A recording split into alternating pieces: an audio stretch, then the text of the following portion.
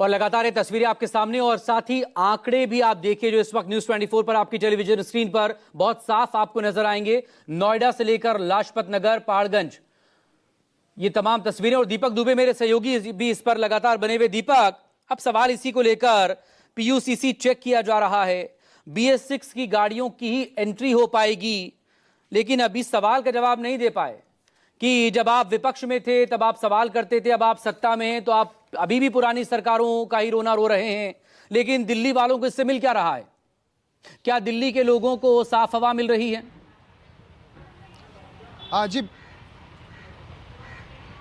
जी बिल्कुल, आपने सही कहा। देखा कि आपने किस तरह से न्यूज़ 24 ने मजिंदर सिंह सिरसा से बात की और सीधे सवाल पूछा कि आखिर जब आप सत्ता में नहीं थे तो आप सवाल खड़े करते थे और जब आप सत्ता में हैं तो आप फिर भी दोषारोपण ही कर रहे हैं, जिस तरह के आम आदमी पार्टी और कांग्रेस के आला नेताओं की तरफ से आरोप लगाए जा रहे हैं। हालांकि इन चीज़ों का जवाब नहीं है। जवाब इस तरह से दिया जा रहा है कि 10 साल का जो बैकलॉग है या 10 साल जिस तरह से आम आदमी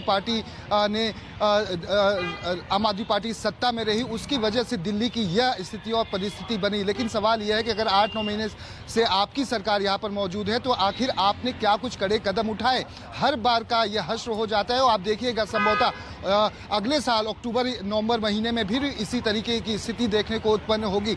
लेकिन सवाल यह बनता है कि आप जो एप्लीकेशन जो एयर क्वालिटी इंडेक्स को चेक करते हैं उस पर सवाल खड़े कर रहे हैं कि उसमें कहीं ना कहीं मॉडिफाई किया जा रहा है, वो गलत तरीके से एयर क्वालिटी इंडेक्स को दर्शा रहा है। इसी वजह से सवाल दिल्ली सरकार पर, यूपी सरकार पर खड़े होते हैं। आपने कल देखा होगा कि लखनऊ में साउथ अफ्रीका के साथ मैच खेला जा रहा था और यही कारण की वजह से पूरा मैच कोहरे और हेज की वजह से रद्द हो गया था। तो आप समझिए कि एक तरफ कनाडा की जो एम्बेसी है वो इसको लेकर भारत दिल्ली में आने वाले अपने तमाम नागरिकों के लिए एडवाइजरी इशू करती है, तो वहीं थाईलैंड की एम्बेसी भी इस पूरे मामले में एडवाइजरी इशू करती हुई दिखाई पड़ती है। समझिए कि विदेशी जो लोग हैं, पर्यटक हैं, उनके लिए भी एम्बेसी उतनी सजग है क्या? अब सवाल ये उठता है कि हमारी सरकार, दिल्ली की सरकार, केंद्र की सरकार क्या अपने लोगों के लिए उस तरह से प्रतिबद्ध दिखाई पड़ती है? क्योंकि अब तक देखा होगा आपने कहीं भी उस तरह के कड़े कानून